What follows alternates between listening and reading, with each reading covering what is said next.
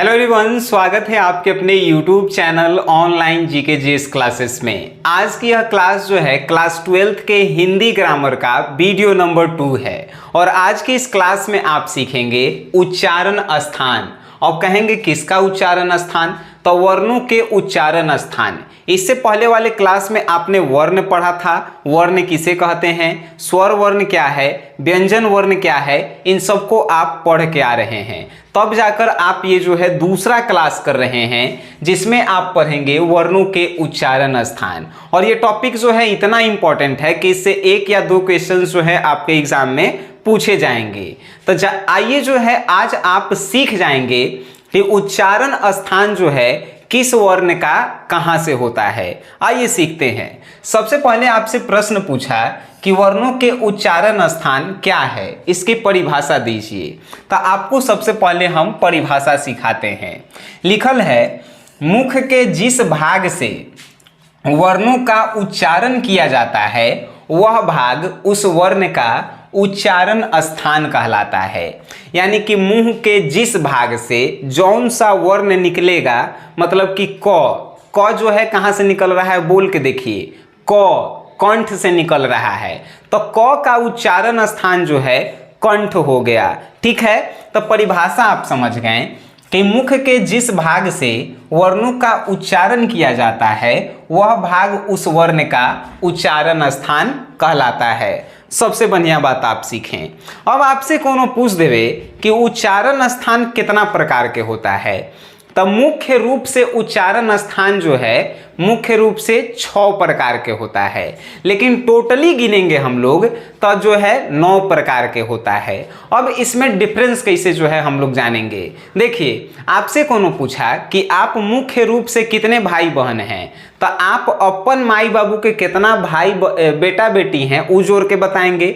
लेकिन आपसे कोनो पूछा कि तू कितना भाई बहन है, तो चाचा चाची मौसा मौसी के सब के जोड़ के बताएंगे तो 200 पार कर जाएगा, है कि नहीं। तो मुख्य रूप से कहने का मतलब होता है कि उसके कितने भाग हैं। तो उच्चारण स्थान जो है मुख्यतः 6 हैं। कौन कौन से? तो कंठ से, तालु से, मूर्धा से, और मूर्धा का होता है तालु का ऊपरी भाग होता है। चौथा है दंत मतलब दांत से, 5वां है ओष्ठ मतलब ओठ से, और 6ठा है नासिका मीन्स नाक से। समझ गए? 6 गो मुख के इन 6 गो भागों से वर्णों का उच्चारण हम लोग करते हैं। ठीक है, आइए अब जानते हैं। देखिए, पहला लिखल है कंठ वर्ण। ये कंठ वर्ण किन्हें कहते हैं? तो एक जो थोड़ा जो है लिखल है तनी पढ़िए का लिखल है। जिनका उच्चारण कंठ से हो वे कंठ वर्ण कहलाते हैं। यानी जो भी वर्ण आप बोलेंगे अगर वो आपके कंठ से निकल रहा है तो समझिए कि वो कंठ वर्ण है। जैसे आपने बोला क कहाँ से निकला? कंठ से, तो क जो है कंठ वर्ण है। अगर आपने बोला ख देखिए कहाँ से निकला? कंठ से निकला, तो ख भी जो है कंठ वर्ण है। अब जो है आप कौन कौन से कंठ वर्ण है, तो देखिए अ बोल के आप देखिए एक बार कंठ से निकलेगा। आ बोल के एक बार देखिए कंठ से निकलेगा। क वर्ग कहे के मतलब क, ख, ग और घ, अंग नहीं, सिर्फ 4 गो। विसर्ग मतलब ये 2 गो बिंदुआ होता है, और ह ये जितना भी है इस सब के उच्चारण जो है कंठ से होता है। आप बोल के देख सकते हैं, ह बोलिए, ह डायरेक्ट आपके कंठ से निकल रहा है। ठीक है, ऐसे एग्जाम में क्वेश्चन पूछे जाते हैं। जैसे हमने कल कम्युनिटी पोस्ट में एक क्वेश्चन पूछा था कि द का उच्चारण स्थान कहाँ है, तो आपको ऑप्शन 4 को दिया गया था। आप नहीं देखे हैं तो इस वीडियो के बाद जाकर देखकर उसका आंसर टिक कीजिएगा और कमेंट बॉक्स में लिखिएगा कि सर इसका उच्चारण स्थान ये होगा, आपने पढ़ाया था। ठीक है, अब देखिए दूसरा है तालव्य वर्ण। तालव्य वर्ण का परिभाषा कहे तो जिनका उच्चारण तालु से होता है। अब कहेंगे सर ये तालु का होता है। तालु जो है दांत के ऊपर वाला जो हिस्सा मांस होता है उसको तालु कहते हैं। दांत के थोड़ा सा ऊपर वाला भाग को तालु कहते हैं।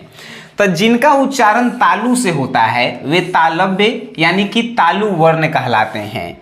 जैसे ई, हर्षई, दीर्घई। हर्षई बोल के देखिए दांत के ऊपर वाला हिस्सा से आपका जीभ टकरा के आएगा। दीर्घई बोल के देखिए दांत के ऊपर वाला हिस्सा से टकरा के आएगा। उसके बाद च वर्ग। च वर्ग मतलब च, छ, ज, झ। बोलिए दांत के ऊपर वाला जो हिस्सा है उससे आपका जीभ टकरा के आ रहा है। मतलब कि ये सब जितना है हर्षई, दीर्घई, च वर्ग, य और उसके बाद तालव्य स। तालव्य स जानते हैं इसका काहे नाम पड़ा? काहे कि तालु से टकरा के इसका उच्चारण हो रहा था। ठीक है, इसीलिए इसका नाम तालव्य स पड़ा। अब जो है आप आगे देखिए क्या पढ़ेंगे। आप आगे पढ़ेंगे सर कि मूर्धन्य वर्ण किसे कहते हैं। मूर्धन्य वर्ण जिनका उच्चारण मूर्धा से होता है वे मूर्धन्य वर्ण कहलाते हैं। अभी मूर्धा का होता है, देखिए दांत के ऊपर तालु होता है और तालु के ऊपर वाला भाग को हम लोग मूर्धा कहते हैं। ठीक है, मूर्धा। अब वहां से जिसका उच्चारण होगा उसे हम लोग क्या कहेंगे? मूर्धन्य वर्ण कहेंगे। देखिए कौन कौन है? री। री आप बोल के देखिए सर, आपका जीभ जो है कहाँ? तब मूर्धा में टकरा के आएगा। देखिए ट वर्ग, ट, ठ, ड आ फिर ढ। इस सब को आप बोलिए तो तनी अपन मुंह से ट। देखिए आपका जीभ कहाँ जा रहा है? मूर्धा में जाके टकराएगा। ट, ठ। देखिए ऊपर जाके मुंह में ऊपर एकदम ऊपर वाला भाग में टकरा रहा है, मूर्धा में। तो अगर क्वेश्चन आपसे पूछ दिया है कि ट, बताइए ट का उच्चारण स्थान कहाँ है, तो अब आप याद नहीं करेंगे कि अरे सर जी कौन कौन बतले हलथिन हमरा यादे नहीं है। आप जो है उसको बोल के देखेंगे कि मुंह के कौन से भाग से निकल रहा है, तो ट। ट देखेंगे कि जीभ हमर कहाँ टकरा रहा है? मूर्धा में, यानी ये मूर्धन्य वर्ण है। आप मार के सही आएंगे। आप जो है किसी भी सब्जेक्ट को पढ़िए, कौनो टीचर से पढ़िए, एगो बात याद रखिए कि आपको जो है समझ में आना चाहिए, रटे वाला विद्या नहीं। आप रटेंगे कितना? 5 गो सब्जेक्ट है, कई गो सब्जेक्ट के इतना मोटा मोटा किताब है, कितना आप रटेंगे? तो समझ के पढ़िए, ऐसा समझ जाइए कि आप किसी को पढ़ा सकते हैं। ठीक है, अब देखिए ट का पूछ दिए, आप बता दिए। अब उसी प्रकार दंत वर्ण किसे कहते हैं? दंत जिनका उच्चारण दांत से हो वे दंत वर्ण कहलाते हैं। जैसे त वर्ग, त, थ, द, ध। अब इस सब का उच्चारण जो है कहाँ से होगा? त। बोलिए तो जब आप बोलेंगे आपका जीभ आके दांत में सट रहा है, तो ये सब जो है दंत वर्ण है।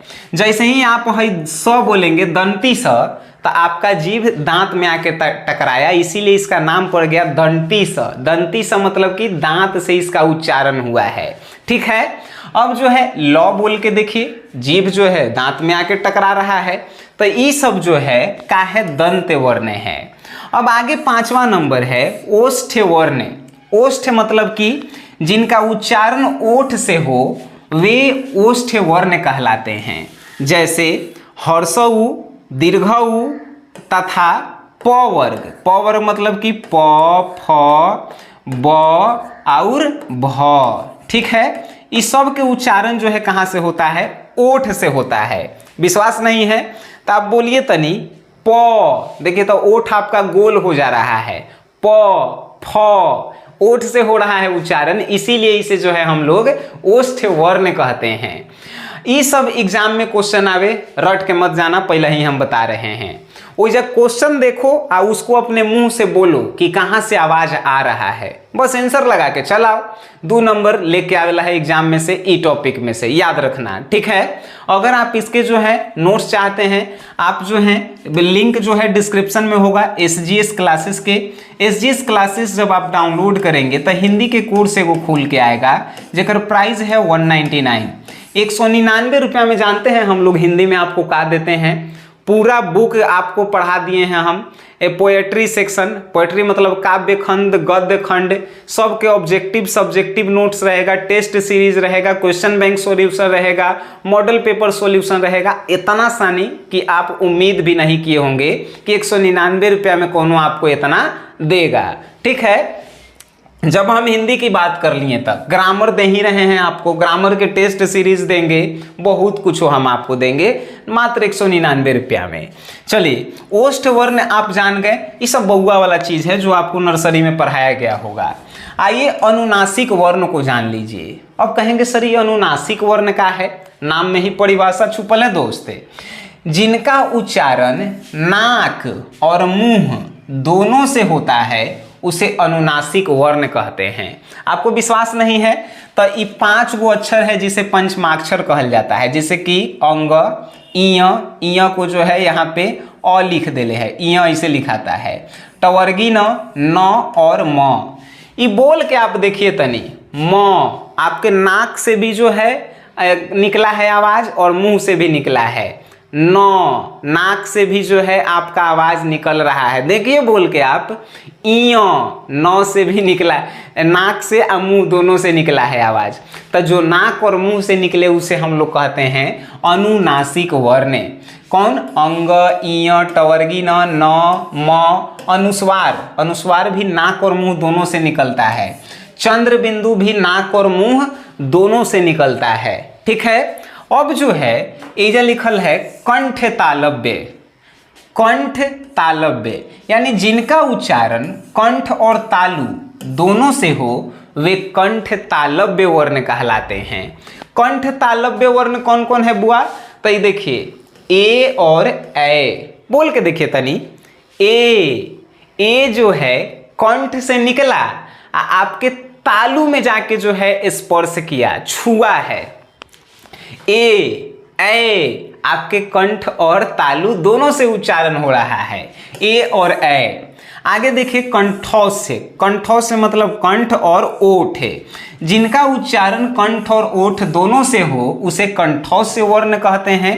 जैसे ओ और ओ कंठ से निकल के ओठ को गोल बना दे रहा है तो कंठोस से वर्ण कहलाएगा, जो कंठ और ओठ दोनों से उच्चारण होता है, ओ और ओ। ये सब रटना नहीं है आपको सर, हम बार बार बता रहे हैं, एग्जाम में आए उसको अपने मुंह से बोलना है। अब बोल के तनी देखिए कि वो कहाँ से आवाज निकल रहा है। ठीक है, अब देखिए लास्ट है आज का दंतोष्ठ वर्ण। दंत और ओष्ठ जिनका उच्चारण दांत और ओठ दोनों से हो वे जो है दंतोष्ठ वर्ण कहलाते हैं। खाली एगो है व जो आप बोलेंगे व ओठ गोल हो रहा है और ई जो है दांत से निकल रहा है, व देखिए दांत जो है आपके जीभ से टकरा के पीछे जा रहा है और ओठ गोल हो जा रहा है, मतलब कि कंठोष्ठ दंतोष्ठ वर्ण है, दांत और ओठ दोनों से जिसका उच्चारण हो उसे दंतोष्ठ वर्ण कहते हैं। अब आप बताइए, उच्चारण स्थान को इतना डीपली में आपको पढ़ाना आसान बात तो हईले था, लेकिन इसको समझाना मेन जो है आप पढ़ लिए, इसको आपको नोट्स हम दे दिए और आप रट लिए, वो वाला बात नहीं कि एग्जाम में जाएंगे तो रट के जाएंगे कि अरे ए के उच्चारण स्थान काची हलई, ओ के काची हलई, नहीं, वहाँ पे इसको पढ़ के तो जाना ही नहीं है। आज इस वीडियो को आप देख लिए हैं, दोबारा आप मत देखिएगा।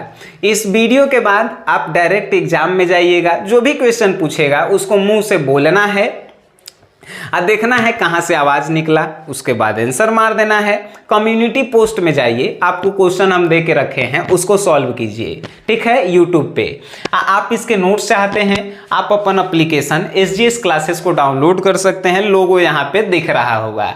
ठीक है, बाकी आप इस वीडियो को देखे हैं, रियल में आपको अच्छा लगा होगा तो उन दोस्तों तक शेयर करें जिनको जो है हिंदी ग्रामर भारी लगता है। बाकी आप समझदार हैं, इस वीडियो को क्या करना है आपसे बेहतर कोई नहीं जानता है। वीडियो देखे हैं उसके लिए धन्यवाद।